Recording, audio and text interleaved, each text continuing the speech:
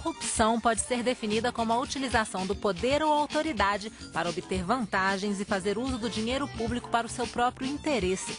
Nos últimos 10 anos, segundo estimativas da Federação das Indústrias do Estado de São Paulo, Fiesp, foram desviados dos cofres brasileiros 720 bilhões de reais. No mesmo período, a Controladoria Geral da União fez auditorias em 15 mil contratos da União com estados, municípios e ONGs, tendo encontrado irregularidades em 80% deles. O Congresso Nacional estuda formas de acabar ou pelo menos diminuir essa prática, e uma delas é a criação da Lei Anticorrupção, que responsabiliza civil e administrativamente as empresas que se beneficiam de crimes contra a administração pública. Movimentos anticorrupção iniciados nas redes sociais têm incentivado vários protestos nas capitais. Os manifestantes reivindicam que a corrupção seja considerada crime hediondo e tenha sua pena elevada. Então, o que o Brasil precisa fazer para combater a corrupção de forma eficiente?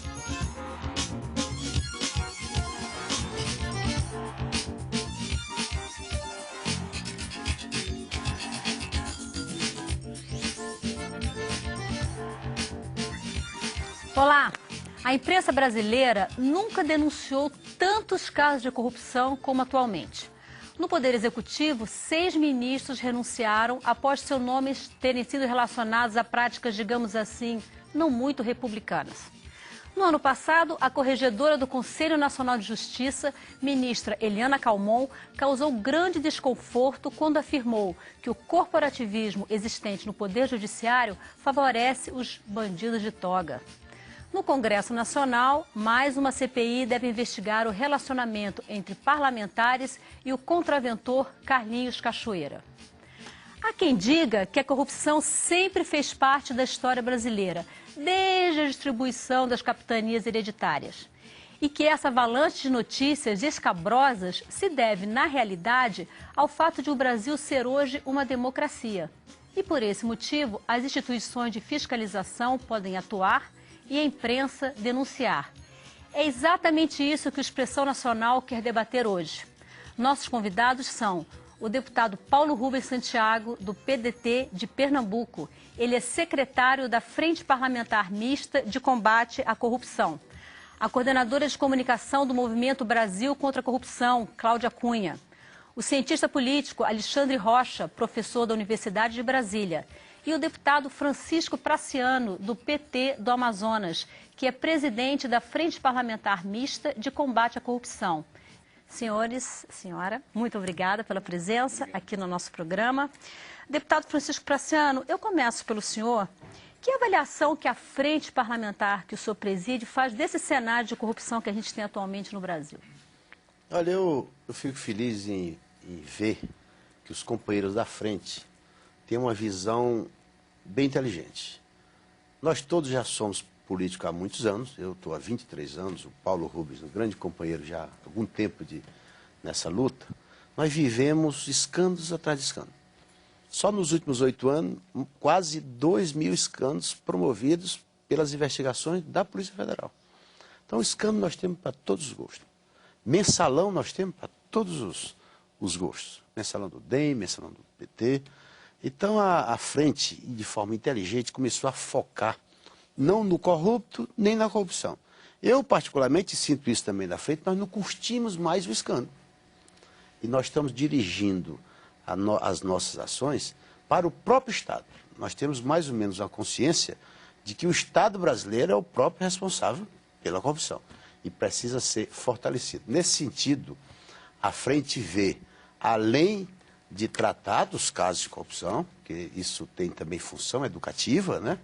A gente precisa e tem feito esforço para que essa casa comece a participar de uma coisa interessante nesse processo, que é o aperfeiçoamento do Estado com relação ao aperfeiçoamento das leis. Nós temos aqui no Senado e na Câmara, eu, Paulo Rubens Santiago e todos os membros dessa frente, temos insistido na tribuna, na imprensa, onde vamos, estamos repetindo como forma até de educar e de pressionar essa casa. Tem 160 projetos de leis, PECs, iniciativa de todos os partidos, aqui não tem partido melhor nem pior, de todos os deputados estaduais, de vários deputados federais, que propõem alguma coisa para dificultar a corrupção, aperfeiçoando a ordem jurídica desse país em relação à corrupção. Então essa é a grande linha, a linha estruturante da frente. Precisamos aperfeiçoar o Estado brasileiro, aperfeiçoando leis e aperfeiçoando as instituições. Se a gente focar só no corrupto ou só na corrupção, nós não vamos mudar esse quadro de corrupção no Brasil. Deputado Paulo Rubens, algumas dezenas de propostas, como foi falado pelo deputado Praciano, tratam especificamente de pontos para aumentar a pena de corruptos, de corruptores, evitar desvio nas licitações públicas, né? Eu pergunto para o senhor o seguinte: uma proposta como a reforma política, ela teria um caráter estruturante que contribuiria para reduzir o processo de corrupção que existe no Brasil? Bom, nós acreditamos que sim, mas também não temos a reforma política como remédio para todos os males da corrupção no Brasil. Um aspecto que é muito claro na reforma política é o tocante ao financiamento de campanha. Todos nós sabemos que por trás do financiamento privado há muitas tratativas, há muitos negócios, até porque nós já entendemos que a corrupção é a mais antiga parceria público-privada da história da humanidade. Não há corrupção só com agente público. Sempre há, no ato de corrupção, a mão do agente privado que tem interesse em negociar com o Estado e tirar proveito dessa negociação criminosa. Então, se nós aprovarmos uma reforma política que mude a forma do financiamento das campanhas, que dê mais independência, que dê mais autonomia aos partidos e aos candidatos quanto às suas condições de busca do voto, nós vamos ter parlamentares que vão chegar ao Congresso e não vão estar devendo favores às empreiteiras, aos bancos, às grandes empresas do agronegócio. E é bom nós lembrarmos que na eleição de 2006, há 6 anos, 55% dos deputados e senadores que foram eleitos para o Congresso foram financiados por 220 grandes corporações empresariais. Mesmo quando não há a troca corrupta do dinheiro para a campanha e do apoio do deputado ao ato de corrupção, você tem um parlamento que, porque é financiado por grandes grupos econômicos e financeiros, esses deputados e senadores vêm para cá ligados nos interesses desses grupos econômicos e financeiros. É um deputado que chega na discussão de uma matéria tributária e ele coloca lá uma emenda para aquele setor econômico que o elegeu deixar de pagar 10 bilhões de impostos por ano, 20 bilhões de impostos por ano. Então nós sabemos que a reforma política ela tem um aspecto pedagógico de combate à corrupção, um aspecto preventivo, sobretudo na área do financiamento de campanha. O financiamento privado exclusivo é uma grande arena de troca de interesses que pode descambar para a corrupção, para os esquemas viciados no orçamento público, mas também não é o remédio para todos os males. Como disse o deputado Praciano, nós não queremos ficar focando os casos isolados, ou seja, colocar pomada em arranhão. Nós queremos trabalhar as estruturas que provocam a corrupção no Brasil e dar ao Estado brasileiro condições ao Executivo, ao Legislativo, ao Judiciário, ao Ministério Público, aos Tribunais de Contas, para que nós possamos fechar o cerco. Fechando o cerco, você vai impedir que a corrupção possa se deslocar por todas as esferas do Estado, nos 3 poderes e também nos demais poderes da República, porque nós já vimos também casos de corrupção denunciados e investigados no Judiciário, no Executivo, no Legislativo e até membros do Ministério Público e dos Tribunais de Contas, eventualmente flagrados com suspeita de participação em ato de corrupção. Eu pergunto agora para a Cláudia Cunha, que coordena o movimento de Brasil contra a Corrupção. O movimento que você coordena, Cláudia, ele diz que é criado, ele é partidário, né? São premissas, é partidário, criado e financiado pelo povo e políticos e partidos não devem ser divulgados, não é isso? Extremamente. Por que essa opção?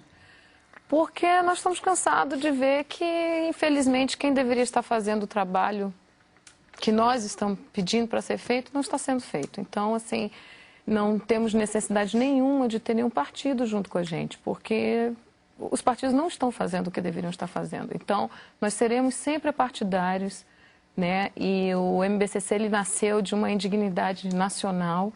Nós não nos conhecíamos até o dia 5, 6 de setembro do ano passado, antes daquela grande passeata de 7 de setembro. Foi uma avalanche nas redes sociais. Eu conheço hoje 52 coordenadores, é uma liderança horizontal que a gente chama, que nos tratamos como família hoje, porque nós aprendemos a lidar um com o outro, as pessoas que não se encaixaram nesse apartidarismo já saíram, né? E nós continuamos o movimento e ele não cessa. Às vezes dá vontade até de você parar, desistir, né? Mas não, porque quando você está fazendo uma faixa no Eixão, um sol lascado daquele num domingo, Vem um vendedor de picolé e te dá R$2 para ajudar na tinta. É como você insere o povo agindo ali, né, pelo direito dele. Porque quem deveria estar fazendo não está. E a faixa etária que participou mais ativamente desse processo, dessas caminhadas, é mais de jovens? Como é que é isso? Ela é incrível, ela vai de crianças a idosos. Nós temos pessoas engajadas de 79 anos, 12 anos, 14, 16. Nós temos a Juventude Consciente, que é um grupo maravilhoso de adolescentes, né, e universitários. E os mais velhos, né, que sou eu e uma galerinha passou dos 30, 40... E tem o pessoal estudantil mesmo, né? Os universitários, eles vêm com tudo, eles têm uma consciência de direitos e deveres que é incrível e que não pode ser largado. Ao mesmo tempo, temos uns alienadinhos, né? Uns assim, vamos quebrar tudo. Não, nós não vamos quebrar tudo. Nós vamos ensinar eles para pararem de quebrar o nosso bolso, né? Porque está todo mundo quebrado. Vai chegar um ponto que vai sucumbir. Está sucateando o coração do brasileiro. Não dá mais.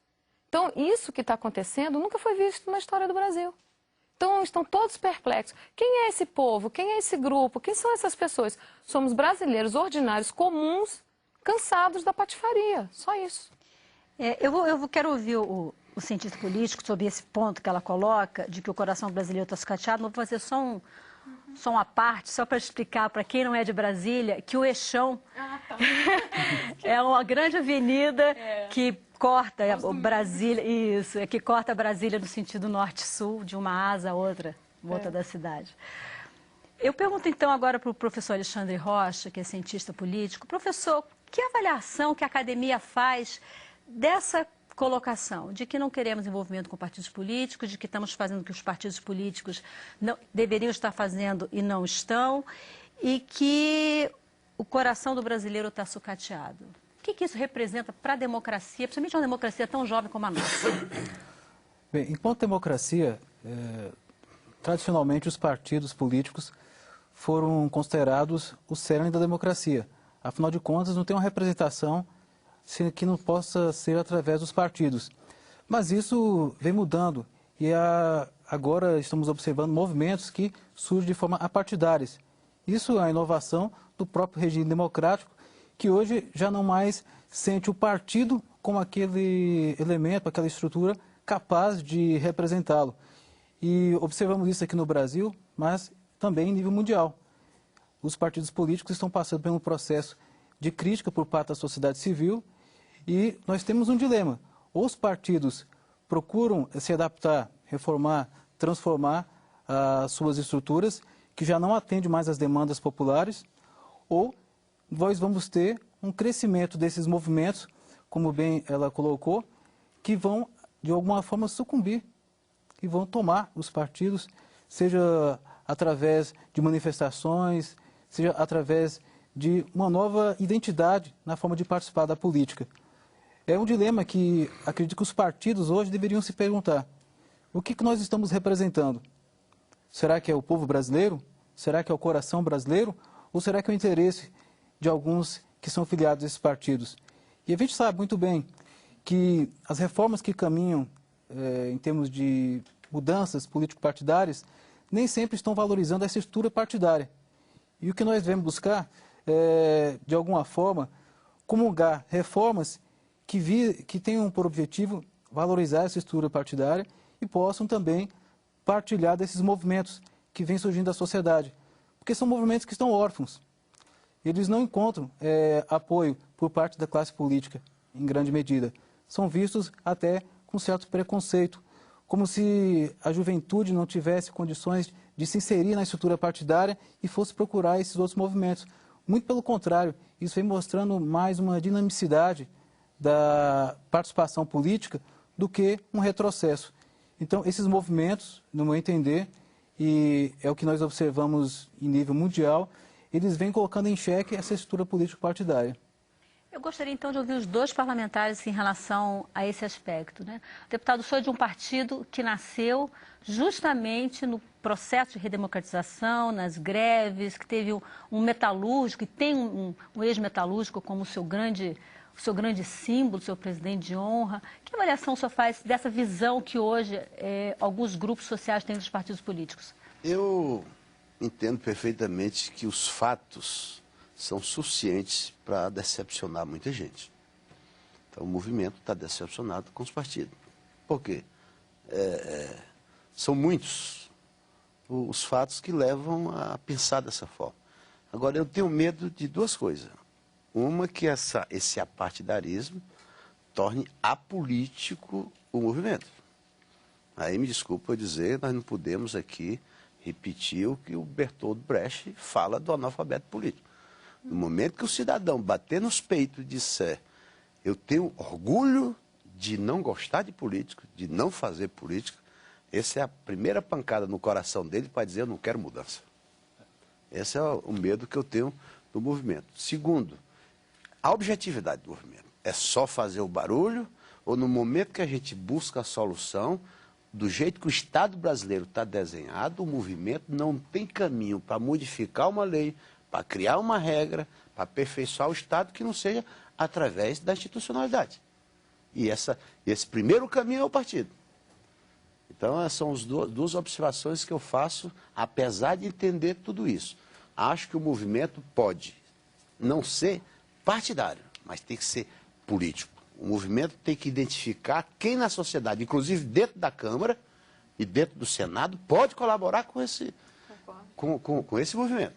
Nós temos uma frente parlamentar que tem dezenas de parlamentares que estão querendo colaborar com esse movimento, sendo o intermediário, o porta-voz disso, sem precisar de partidarizar. Então, o meu medo, falta de objetividade, na hora de pensar na solução, precisa ter caminho, ter sido o interface, o interlocutor nessa história, e a gente nem pensar em despolitizar o movimento. Essa é a minha opinião sobre o movimento. Que o movimento cresça e que se comunique com aqueles dentro do parlamento que queiram fazer mudanças. Eu preferia que o movimento não tivesse que crescer, né? Porque aí nós não teríamos que estar fazendo o trabalho dos outros, né? Esse é o maior problema da gente. Não é a questão do apartidarismo, não somos analfabetos políticos, pelo contrário. Mas o problema é o seguinte: desde que nós começamos a nos reunirmos e todos são livres para falar e debater e participar também, como aconteceu nas primeiras reuniões do ano passado, nós tínhamos pessoas aparecendo do DEM, do PSDB, do PSOL, das nossas reuniões, não se identificavam e chegavam perto do grupo até chegarem nos organizadores, nos coordenadores. E quando chegavam ali, se intitulavam coordenadores e organizadores e vinham intitular a questão do partido deles dentro do nosso movimento. Não vai ser permitido. Eu posso fazer só uma observação? Oportunista tem em qualquer lugar. Só uma observação? Por favor. Também a gente acreditar que vai trazer da sociedade o melhor de todos. Não dá. A sociedade tem colocado dentro desse congresso aqui bandidos também. Pois é. Vamos ver se a ficha limpa vai ajudar, então. Eu queria né? propor ao movimento, só uma propostazinha para o movimento, para essa história que pode espantar o movimento. Uma das coisas boas também que tem nesse movimento é convidar a juventude para invadir os partidos.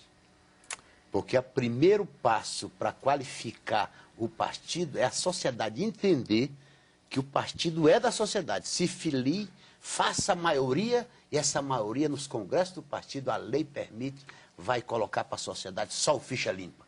Aí nós começamos a mudança. Quero ouvir o deputado Paulo Rubens. Paulo Rubens, o senhor era do PT, atualmente é do PDT. Qual é a sua avaliação sobre essa questão? Bom, em primeiro lugar, eu acho que a gente tem que afirmar de forma muito clara que nenhuma democracia sobrevive só através de partidos políticos. Uma democracia é a representação através de partidos políticos, de coligações, de alianças, de frentes políticas, mas ela também é, como nos assegura a própria Constituição do Brasil, a democracia direta. Eu digo muito que o Congresso Nacional é igual ao amortecedor, só funciona sob pressão. E quanto maior a pressão da sociedade hoje, com as redes sociais, com as informações correndo numa velocidade astronômica. Eu, por exemplo, antes de vir participar dessa entrevista, eu passei as informações através do Facebook sobre o debate que ia acontecer, que está acontecendo, e rapidamente dezenas de pessoas já se mobilizaram, já prestaram atenção, já declararam que iam ligar a televisão, que vão assistir, que assistem os debates, que assistem até as sessões das comissões de manhã, transmitidas pela internet em todas as comissões da Câmara. Então nós temos que ter o cuidado de fazer com que os partidos sejam cada vez mais representações legítimas da sociedade, mas ter a clareza de que a sociedade ela não se limita aos partidos. Porque nenhum partido ele tem o conhecimento pleno e as propostas globais para todos os temas da sociedade. Se você perguntar qual é o partido que mais se destaca na área de ciência e tecnologia, você pode ter num partido ou outro um parlamentar que é cientista, que veio da universidade, que é empresário, que investe em tecnologia, e ele vai ter mais domínio daquele tema. Mas certamente você vai ter em outras agremiações inúmeras dificuldades.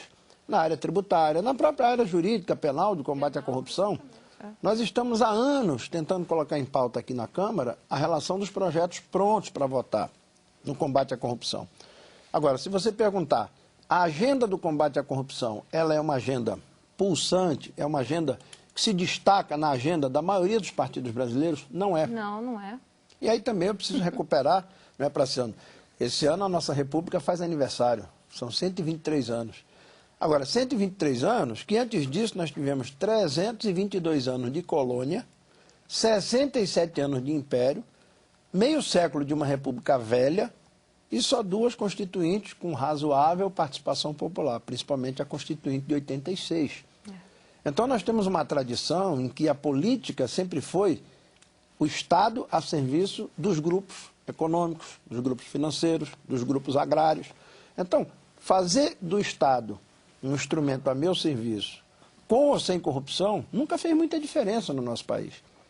Quando nós tivemos audiência com a corregedora, a ministra Helena Calmon, do CNJ, e ela nos comentava, quando a gente se preocupava com uma denúncia aqui e acolá, de um juiz aqui e um juiz ali, a gente não incomodava ninguém.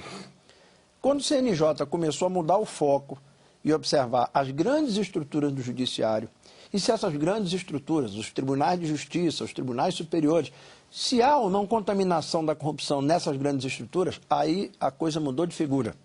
Porque você não começou a mexer com casos isolados, você começou a mexer nas estruturas. Foi o que nós vimos na CPI das ambulâncias e dos sanguessugas. Né?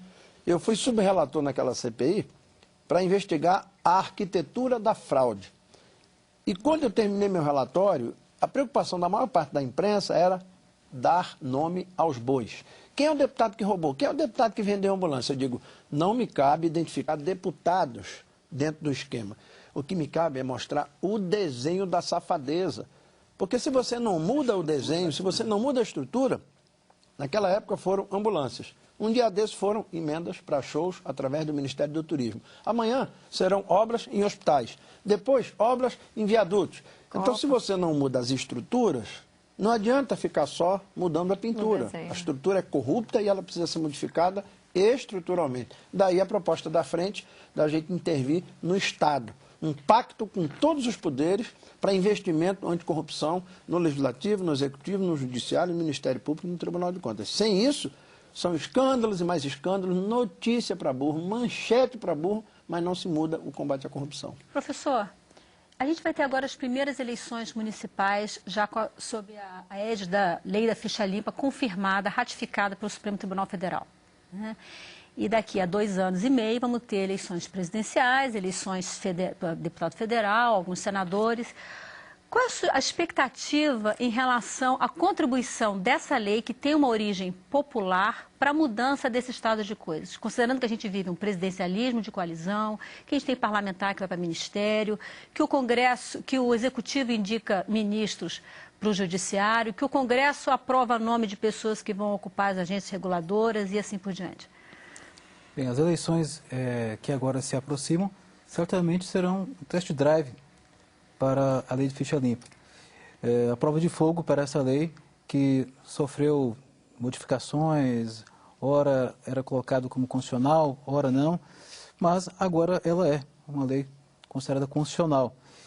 E acredito que é um passo significativo para mudarmos essa cultura política que o deputado muito bem colocou. Que o grande problema que nós tínhamos, e temos ainda, melhor dizendo, em relação à corrupção, é em estabelecer essa política muito pontual no combate à corrupção. Imaginar que aspectos de gestão de políticas irão resolver de forma significativa a corrupção. É preciso colocar esse debate, como bem disse o deputado, num sentido de uma política de Estado. E isso a lei de ficha limpa é, nesse meu entender, uma política de Estado que certamente veio da iniciativa popular, mas teve apoio do Congresso, teve apoio... Nós assinamos. Exatamente. Teve um grande apoio no Congresso. E nós esperávamos que 200 deputados dessem o seu apoio para que a lei tramitasse mais rapidamente. Conseguimos 22 ou 25 deputados apenas. Né? Mas, de alguma forma, foi uma lei que teve uma participação popular, teve esse processo dentro do Congresso e, no meu entender... Aprovou, né? Aprovou, Força exatamente, da pressão aprovou. popular. O Judiciário também, embora questionado, passou a validar a lei e se constitui já no esboço do que nós podemos imaginar de uma política de Estado para tentar combater a corrupção. E o interessante é que ela vai atingir diversos níveis.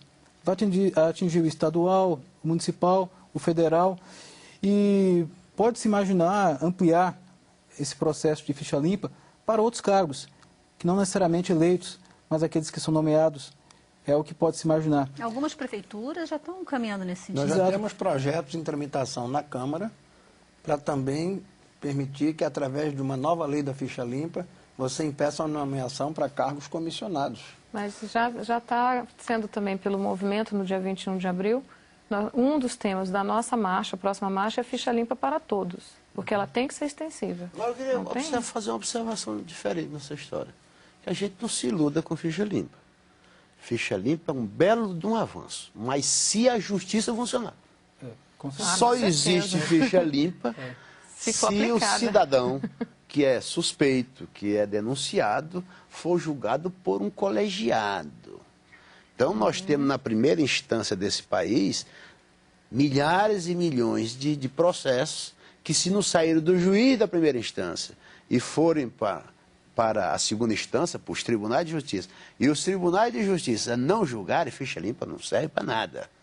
Pois é, Eu estou né? lá no meu estado, visitei o Ministério Público, para acelerar o que está no Ministério Público, mandar para a Justiça. Estamos querendo visitar na próxima semana, lá no meu estado, o Tribunal de Justiça para dizer, julguem, senão vocês vão eliminar uma vontade popular da ficha limpa. E, portanto, se a gente não tivesse cuidado, fomos eu, Paulo Rubens Santiago, Chico Alencar, Ivan Valente e outros deputados, fomos na ministra Eliana Calmon no sentido de pedir que o CNJ também colabore no sentido de publicar, dar transparência a todos os processos que estão envolvendo políticos e possíveis candidatos. Porque se a justiça não julgar, pelo menos a sociedade tem que entender que ela pode ser mais rápida que a justiça. Porque de 2 em 2 anos nós temos eleição. Nós só temos ficha limpa porque a sociedade não está votando bem. Essa, vamos ser bem claros, o movimento tem que começar a também entender isso. A sociedade não está votando bem, é por isso que nós precisamos de ficha limpa. Se os tribunais de justiça não julgarem, se conforme o CNJ, já está no site do CNJ a lista de todas as pessoas que têm processos que se enquadram na ficha limpa. Veja lá, se o meu tribunal, se o seu tribunal não julgar, eu vou julgar porque está lá. E o cidadão que hoje está na justiça, que acelere esse processo, que faça esforço de acelerar o seu próprio julgamento, senão a sociedade tem que aprender a julgar pela lista. Nós vamos fazer um breve intervalo. Você quer falar, professor? Na volta do intervalo, a gente conversa com o senhor, ok? Até já.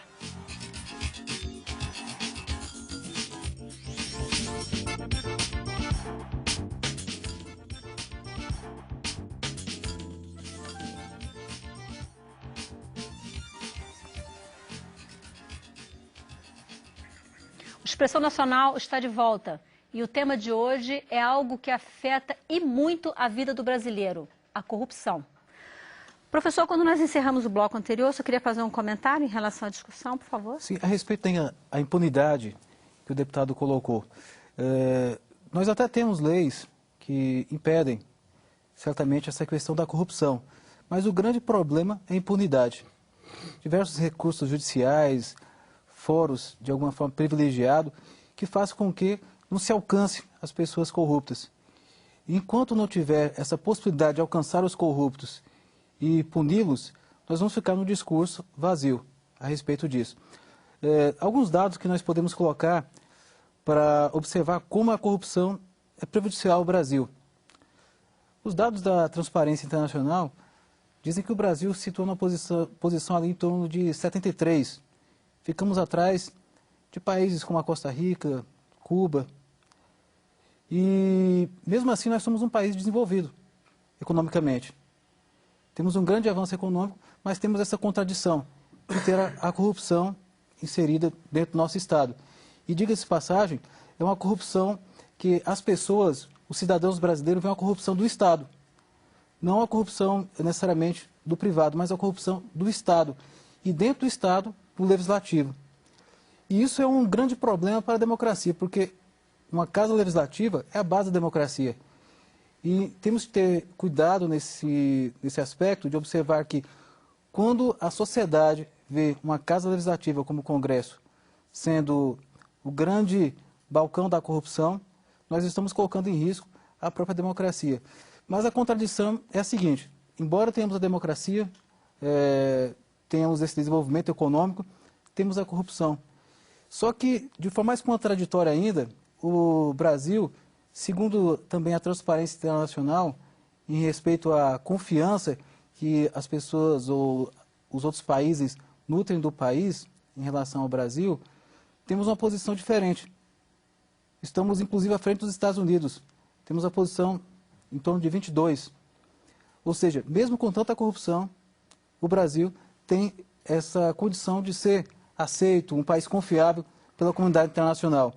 Vamos imaginar no dia que essa corrupção seja solucionada, não vou dizer, mas pelo menos tenha uma forma de ser diminuída. O Brasil certamente vai desenvolver muito mais e terá condições de prover melhores condições para os cidadãos brasileiros. Agora, tem um dado interessante também que o Brasil, pelo que eu andei lendo, é um dos países que existe um dos mais transparentes em termos de informação hoje em dia. Né? Existem muitos os governos e o legislativo. Pela ONU. Exatamente. No portal da transparência da CGU. Ou seja, a informação ela hoje está disponível, né, para todos, para ser acompanhada, mas mesmo assim aposta-se na impunidade. Eu gostaria de fazer uma observação em cima dessa sua observação, que é muito boa, e a do professor, quando fala da impunidade. Como a gente conseguir punir, penalizar e educar se a nossa justiça não julga?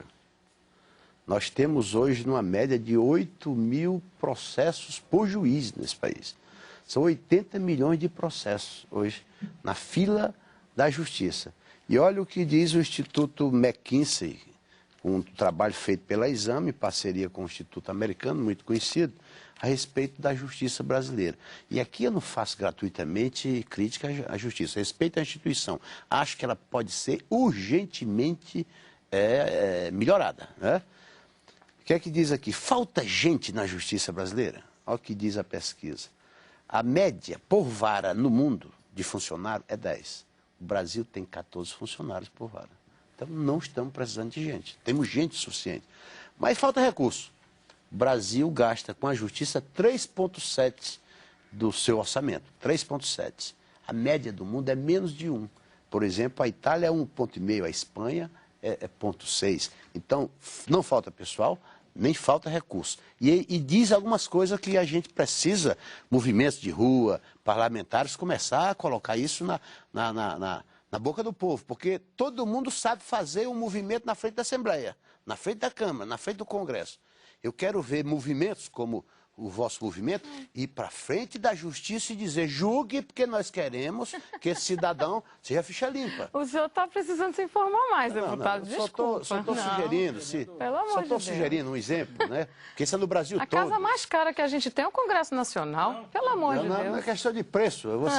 Se você hoje briga por ficha limpa e não tem a coragem de ir no Ministério Público... Eu fiz vigília no STF, o senhor não viu isso? Não é eu. O senhor está falando do movimento. Fale movimento. Ah, não. Mas com relação à justiça, vou esquecer o movimento. Não me convide para nada, eu vou fazer a minha parte. Isso mesmo. 23% dos processos que chegam no Supremo, é por isso que o Supremo não tem tempo para julgar político. 23% que chegam no Supremo são processos que questionam o processo, recurso. E 85% dos processos que chegam no Supremo, aí não vai ter tempo, 85%, são processos que o Supremo já julgou. Resultado disso, 200 processos na Corte Americana por ano e 100 mil processos chegam no Supremo nosso aqui.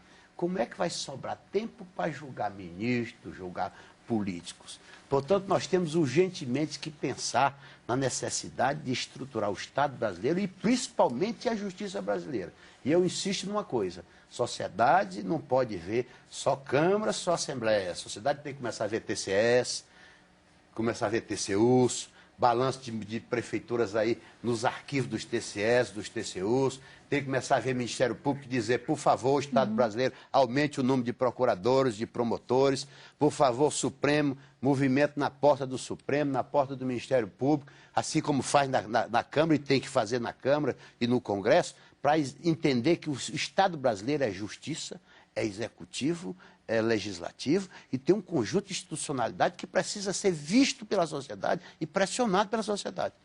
Não adianta a gente ficar aqui só em cima de Demóstenes.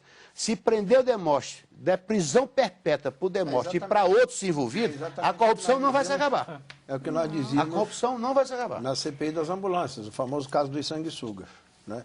Nós temos diversos processos, diversas auditorias que passam pelo Tribunal de Contas da União, se arrastam há anos e elas empancam, porque hoje a legislação não garante, que lá no Tribunal de Contas, nem os auditores, nem os ministros possam ter acesso a informações compartilhadas para investigar a movimentação financeira das empreiteiras, dos contratados ou dos gestores públicos, nem movimentação do ponto de vista patrimonial fiscal, porque isso implicaria na quebra do sigilo fiscal. Eu sou autor de um projeto de lei que me foi sugerido pelo ministro Benjamin Zinler, que já presidiu o TCU, se não me engano, no sentido de assegurar o acesso compartilhado à transferência do sigilo para que o Tribunal de Contas, quando se evidencia numa auditoria pagamento indevido, superfaturamento, fraude e corrupção, investigar de imediato como foi aquela movimentação financeira. Mas o que acontece? Os tribunais não têm essa responsabilidade, não têm essa prerrogativa, nem os TCEs, nem o TCU. Então, depois que se conclui uma auditoria, o tribunal vota rejeição das contas daquela administração. Então agora manda para o Ministério Público concluir a sua parte, para pedir ordem judicial, para quebrar o sigilo, para saber se houve ou não. O dinheiro já desapareceu. Que a gente tem que ser que é de 8% só dos recursos que são desviados são recuperados. Não, eu ouvi recentemente uma publicação do Tribunal de Contas do meu estado, em Pernambuco, estimando em 3,5% o que se consegue recuperar de tudo aquilo que o tribunal conclui que devia ser devolvido aos cofres públicos dos municípios. E aí é por isso que na Frente Parlamentar de Combate à Corrupção e na Comissão dos Direitos Humanos, nós temos uma posição muito clara. A corrupção não é apenas um crime contra o patrimônio, o dinheiro que foi recolhido de imposto, é um crime contra os direitos humanos.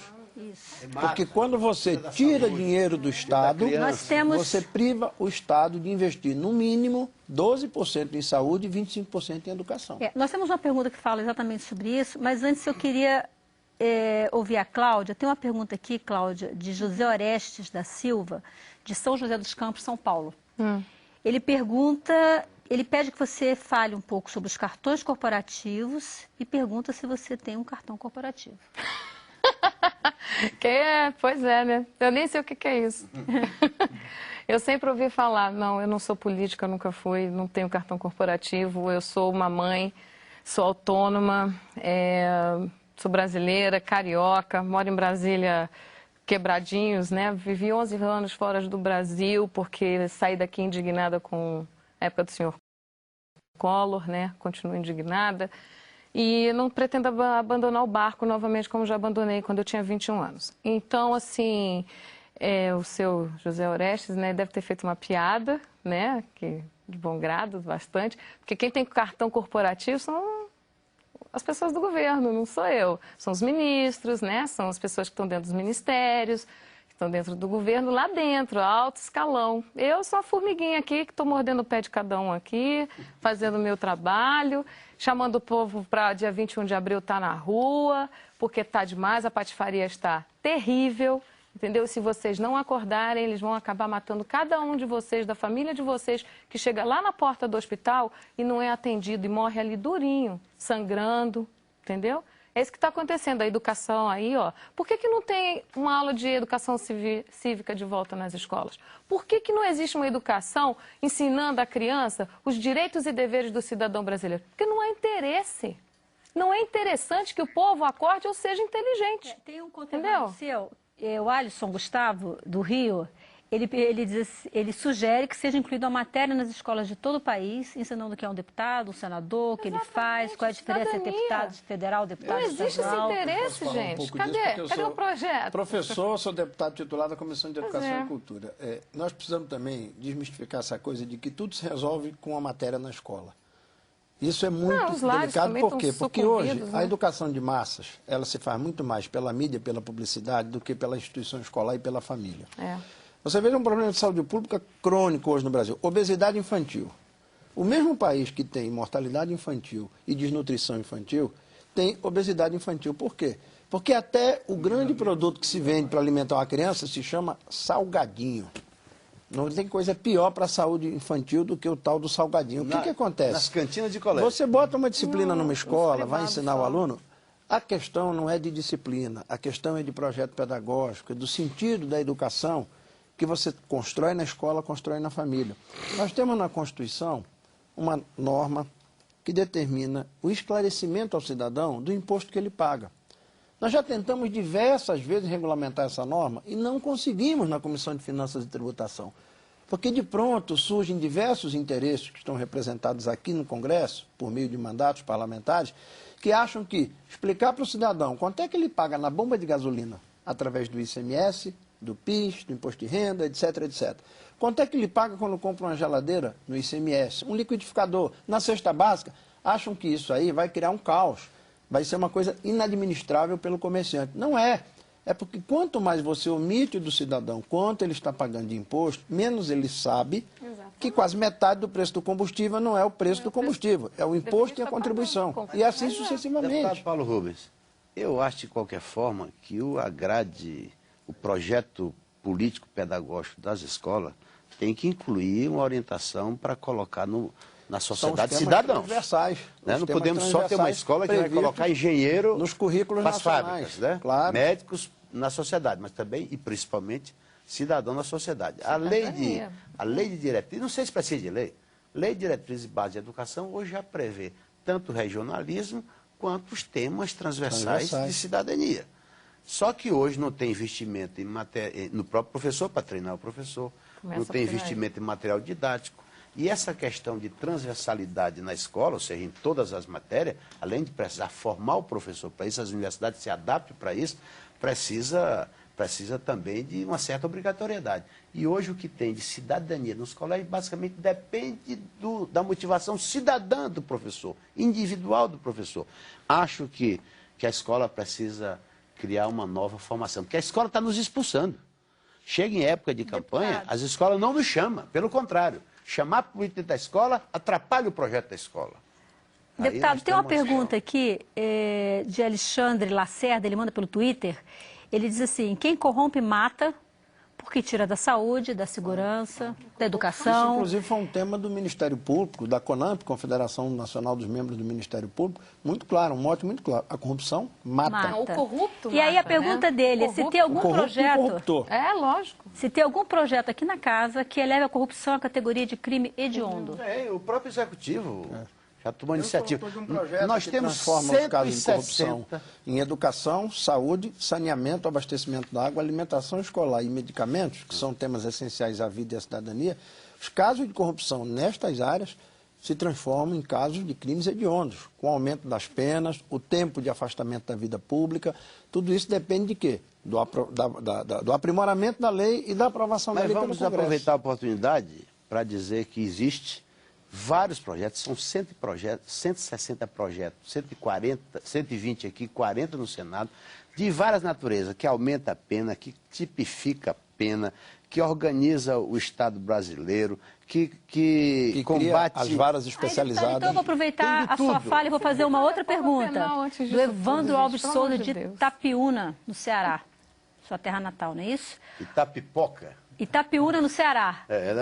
Sou cearense. Porque os projetos do Amazonas, mas sou cearense. Porque os projetos existentes sobre o fim da corrupção não vão à votação? Isso eu gostaria de, sem nenhum medo, fazer essa observação para a sociedade. E aqui o Paulo Rubens Santiago é nosso companheiro, que já está anos nessa frente, era o presidente no ano passado, hoje eu presido essa frente, daqui mais um dia vamos trocar para fazer um rodízio, mas eu quero deixar bem claro que eu sou decepcionado com o Congresso em relação a isso. Tem 5 anos que a gente tem centenas de projetos, já fizemos visita a todos os presidentes de comissões que não fizeram transitar nas suas comissões, já fizemos visita a presidente da casa, já fizemos ofício a todas as lideranças, está no nosso discurso, colocamos manuais aí para o Brasil todo e para a imprensa, e nos últimos anos, fora 2 projetos, basicamente, que avançou aqui de corrupção, que foi o Ficha Limpa, que foi o Capiberibe, basicamente os 2 projetos, Capiberibe, Ficha Limpa, e um que combate a lavagem de dinheiro, que ainda está tramitando, voltou para o Senado. Então, 2 projetos nos últimos 5 anos que diz respeito à corrupção. Do resto, essa casa não coloca um projeto na pauta. Tem 31 prontos para a pauta, para ir para o plenário, e não se coloca. Peço à sociedade, e peço à imprensa, peço aos movimentos que cobrem, que ajude a pressionar a casa, principalmente as lideranças, que as lideranças junto à mesa é que determinam a pauta, que cobre do Congresso, que faça tramitar isso. O companheiro que fez essa pergunta, temos projeto de combate à corrupção para todos os gostos. Entretanto, o Congresso hoje se nega a colocar isso na pauta da casa. Eu vou explicar como é que funciona a escolha daquilo que vai para a pauta de votação. A pauta é definida pelo colégio de líderes. Então, o deputado pode ser líder de um partido pequenininho, mas se ele, na hora de definir, colocar o dedo e determinar que o partido dele não concorda com a inclusão na pauta daquele projeto, aquele projeto não entra em pauta. Ele pode ser do menor partido, ele pode ser líder de 4, 5 colegas deputados. Então, o colégio de líderes, só um dado, um desses projetos importantes, aos quais se referiu o deputado Praciano, é a proposta que cria, na primeira instância, nos tribunais e nos tribunais superiores, as varas e as câmaras especializadas de combate aos crimes de improbidade. Imagine se você constituir no Poder Judiciário, desde a primeira instância, no Tribunal de Justiça, no STJ e no Supremo, varas e câmaras especializadas que vão se dedicar exclusivamente, rapidamente, com aceleração, com celeridade, ao julgamento dos casos de improbidade. Nós não teríamos processos de improbidade misturados com processos de outras naturezas. Acontece no Rio Grande do Sul, com a 4ª Câmara do Rio Grande do Sul. Exatamente. Especificamente para a improbidade. Tem uma pergunta aqui de Célio Borba, de Curitiba, Paraná. Ele pergunta como combater a corrupção dentro dos sindicatos, onde ocorrem perigosas ligações políticas com políticos e alguns partidos políticos. Como é que o senhor acha que pode ser feito isso? Código Penal. Exatamente.